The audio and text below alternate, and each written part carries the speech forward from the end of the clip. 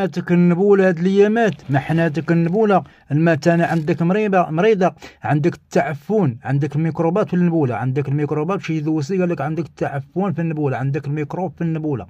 النبوله ولات كتخرج كتحرقك، كتعطيك الصداع، كتبول قطره برا وقطره في سروالك، وكل دقيقه خاصك تمشي تبول، وما كتبولش بزاف، البوله عندك ما مسرحاش، ملي كتمشي للطواليت كتبقى تسنى في البوله وكتعصر كتزحم بحال المراه اللي بغات تولد، عا باش كتخرج ديك البوله كتبوله كتعذبك.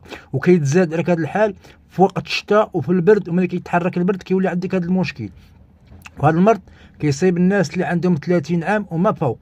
بالنسبه للناس اللي عندهم المثانه مريضه، عندك المثانه مريضه، حطيت لكم الزريعه ديال الخروب، حطيت لكم الزريعه ديال عود الصليب، ما لقيتيهمش كاينه هذه الزريعه، هاي هذه زريعه كيقول لها زريعه الكلاوي، هذه زريعه الكلاوي، حطيتها هي بواحد الفيديوهات كثيره، هذه مزيانه للحجر في الكلاوي وكتسرح النبوله. الا ما لقيتيش هذوك، هذه راه دقه بطلق، هذه راه دقه بطلق، هذه زريعه الكلاوي، هذه زريعه الكلاوي كتسرح النبوله، مزيانه الاحتقان البولي، مزيانه الاحتقان البولي. والناس اللي عندهم البول المحصور اللي كيتحصر من البول، لا قدر الله وتحصرتي من البول، هاد الزريعه ديال الكلاوي راه مخيره، زريعه الكلاوي مخيره للبوله الا كنتي محصور من البول.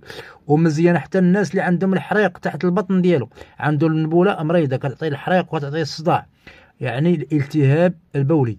هي هذه العشبه اللي غتليق لك، هي سكانيها، سير جيب عند العشابه، سير جيب عند العطاره، الله يجيب لك غير الشفاء، دعم معنا.